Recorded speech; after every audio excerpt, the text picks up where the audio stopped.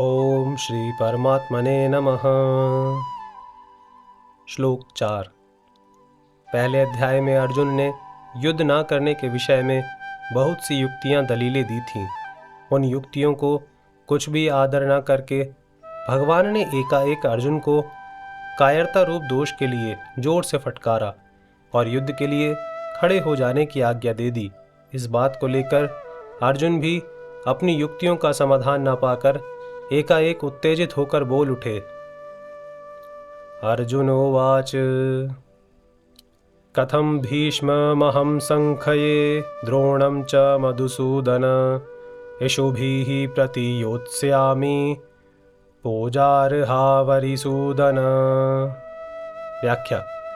मधुसूदन और अरिसूदन ये दोनों संबोधन देने का तात्पर्य यह है कि आप दैत्यों और शत्रुओं को मारने वाले हैं, अर्थात जो दुष्ट स्वभाव वाले, अधर्ममय आचरण करने वाले और दुनिया को कष्ट देने वाले मधुकैटभ आदि दैत्य हैं, उनको भी आपने मारा है। और जो बिना कारण द्वेष रखते हैं, अनिष्ट करते हैं, ऐसे शत्रुओं को भी आपने मारा है। परंतु मेरे सामने तो पितामह भीष्म और आचार्य द्रोण खड़े हैं, जो आचरणों में सर्वथा श्रेष्ठ हैं, मेरे पर अत्यधिक स्नेह रखने वाले हैं और प्यार पूर्वक मेरे को शिक्षा देने वाले हैं। ऐसे मेरे परम हितैषी दादाजी और विद्या गुरु को मैं कैसे मारूं? कथम भीष्महं संख्ये द्रोणम च।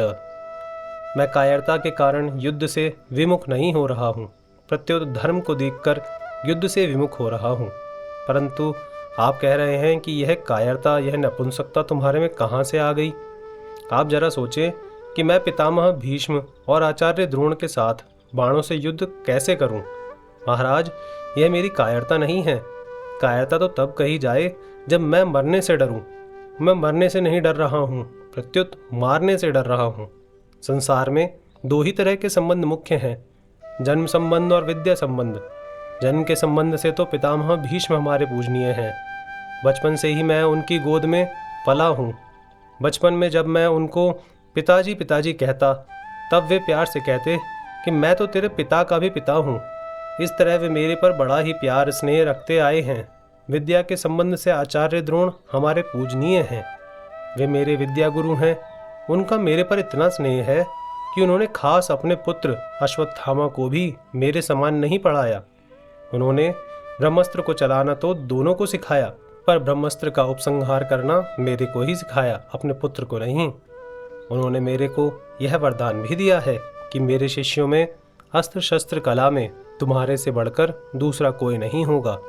ऐसे पूजनीय पितामह भीष्म और आचार्य द्रोण के सामने तो वाणी से रे तू ऐसा कहना भी उनकी हत्या करने के समान पाप है।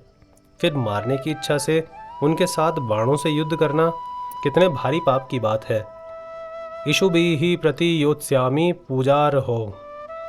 संबंध में बड़े होने के नाते पितामह भीष्म और आचार्य द्रोण ये दोनों ही आदरणीय और पूजनीय हैं। इनका मेरे पर पूरा अधिकार है। अतः ये तो मेरे पर प्रहार कर सकते हैं, पर मैं उन पर बाणों से कैसे प्रहार करूं?